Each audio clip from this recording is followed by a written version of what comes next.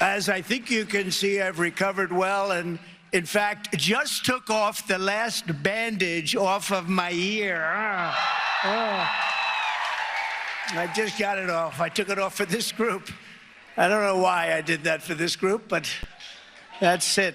I think that's it. I hope that's it. Folks, it is a Mar-a-Lago miracle. Less than 2 weeks after the attempted assassination of Donald Trump, his ear appears to have magically healed itself. Check it out. While the Prime Minister of Israel, Bibi Netanyahu, was visiting Mar-a-Lago, Donald Trump was seen not wearing his bandage. So in the span of a few days, Trump went from wearing a DIY maxi pad at the RNC to wearing some Band-Aids to nothing. And just to be clear, I'm not denying that the attempted assassination happened. It did happen, and political violence is completely unacceptable. The issue here is that Trump's lies surrounding the shooting and his reluctance to release medical records are causing many people to doubt the extent of the damage. For instance, 2 days after the shooting, Ronnie Candyman Jackson told serial plagiarist Benny Johnson that the bullet took the top part of Trump's ear off. Is he missing a piece of his ear? Yeah, a little bit at the top, yeah. And, Really? you know, it's highly vascular.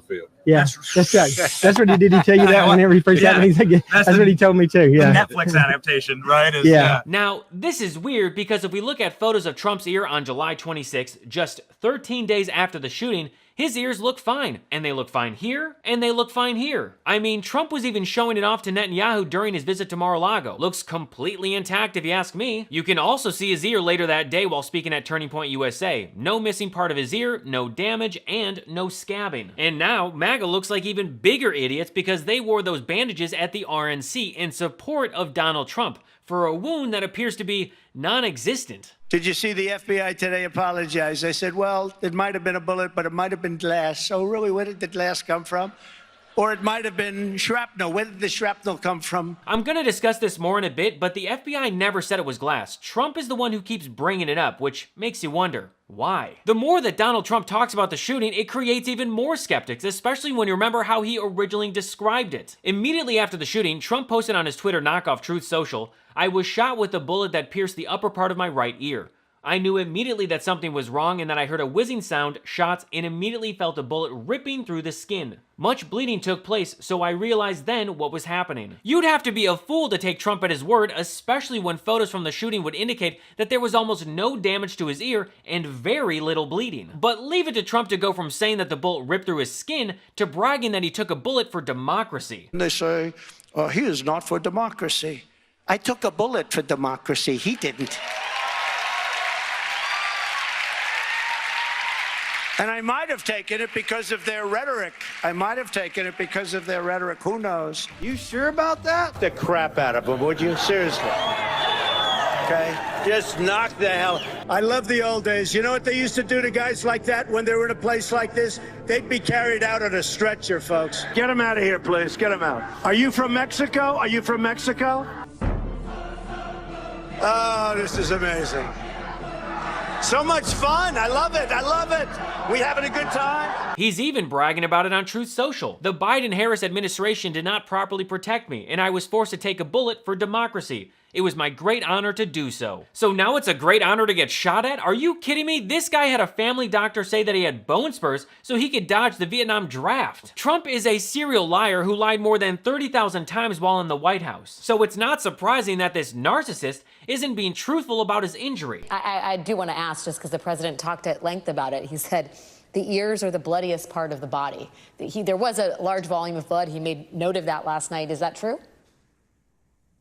I heard the same thing. I was watching as well. And, I don't know what anatomy textbook him and his docs are using, but that struck me as a bit nonsensical. Trump said it ripped through his skin, except according to the doctor who treated his ear, no stitches were needed. Former president was treated at Butler Memorial Hospital.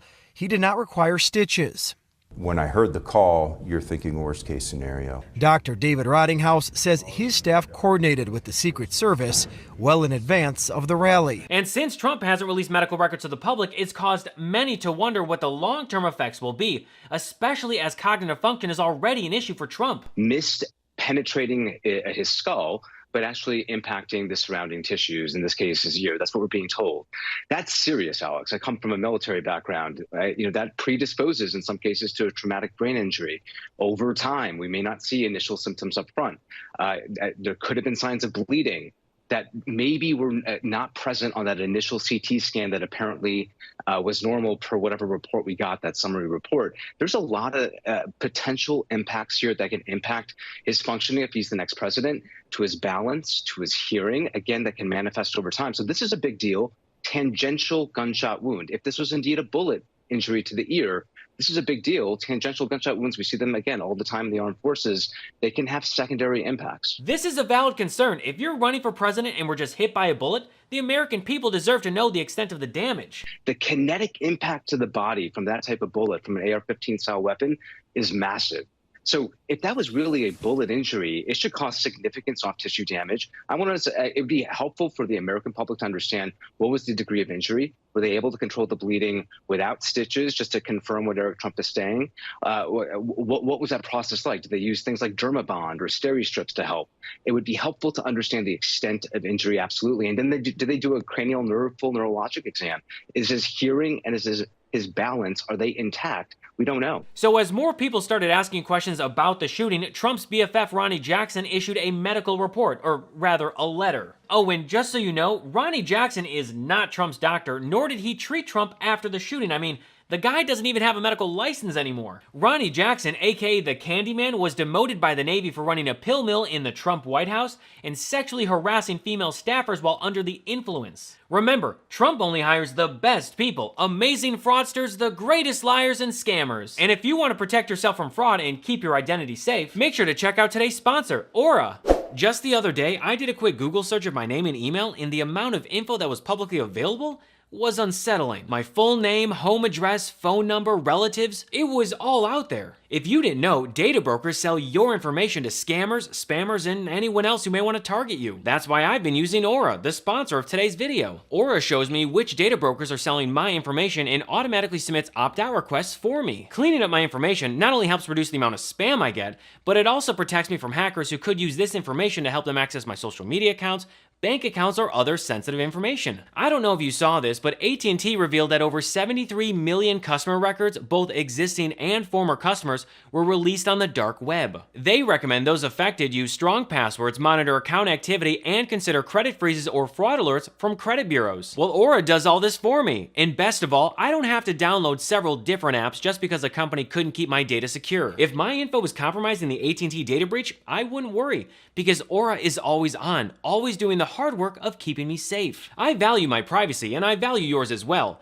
You can go to aura.com/Gabe Sanchez to start your 2-week free trial, also linked below in the description. That's aura.com/Gabe Sanchez. Anyway, in the letter, Jackson went on to describe Trump's injury, how the bullet made a 2-centimeter wide wound, and how there was a significant amount of bleeding. But if we look at the photo of Trump from the rally on July 13th, there's no significant bleeding, and there definitely is not a 2-centimeter wide wound. See this blue tape on my ear? That is 2 centimeters. That is how much damage Ronny Jackson said was done to Trump's ear. And when we look at a close-up photo of Donald Trump on July 27th, there is no damage to be seen, let alone damage that's 2 centimeters in length. And just for reference, a penny is 1.9 centimeters. So you're telling me that Trump had a 2-centimeter wound, and then 7 days after that letter was sent, it just magically disappeared? Right.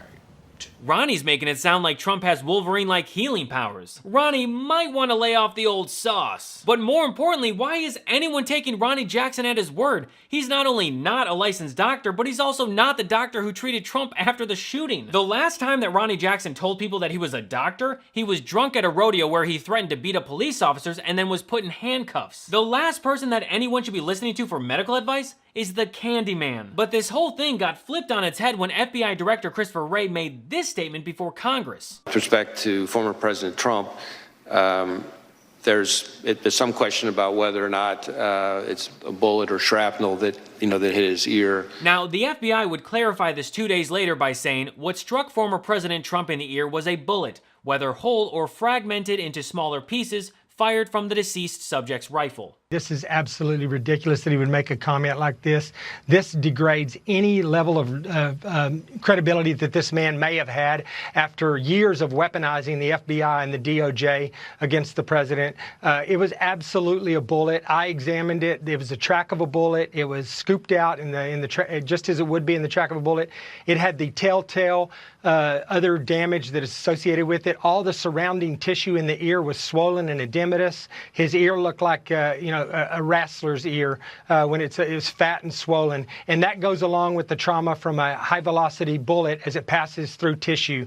That's a hallmark of a gunshot wound, is that the tissue outside around the bullet track is also traumatized and damaged, and that would not happen from a piece of glass or even from a fragment. My money is on a fragment of a bullet that hit Trump's ear, not a whole bullet, especially since Trump's ear is back to normal. Ronny Jackson getting this upset over Wray giving his testimony tells us that there's more to the story that Trump doesn't want people to know. Also, we know that Ronny didn't see the bullet hit Trump's ear, and if we're being really honest with ourselves, Ronny was most likely drunk at the rally, so any medical assessment done by a guy without a medical license is invalid. Again, I'm not denying that the attempted assassination happened. It's the fact that Trump has lied and or exaggerated about his injury that has many people asking questions. Ronny even issued another letter to attack Wray's testimony by saying, Congress should correct the record as confirmed by both the hospital and myself. Director Wray is wrong and inappropriate to suggest anything else. Okay, sure, as soon as we see the medical report from the hospital, because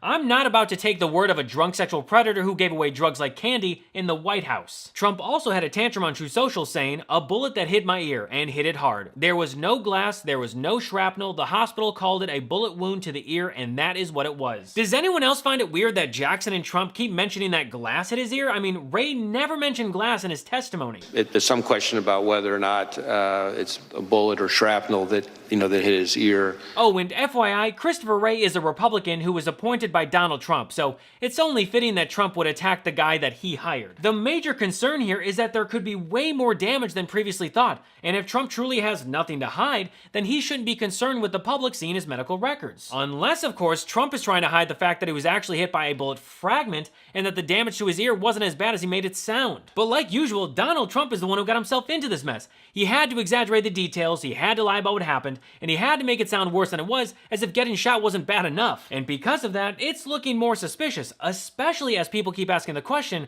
why hasn't Donald Trump released his medical records? Well, that's all for me today. Thanks so much for watching, and feel free to follow me at I Am Gabe Sanchez. What Was That is made possible by viewers like you, and if you'd like to support the show and help us grow, you can contribute to my Patreon at patreon.com/IamGabeSanchez. Thank you for your support. So until next episode, I'm Gabe Sanchez, and this has been What Was That?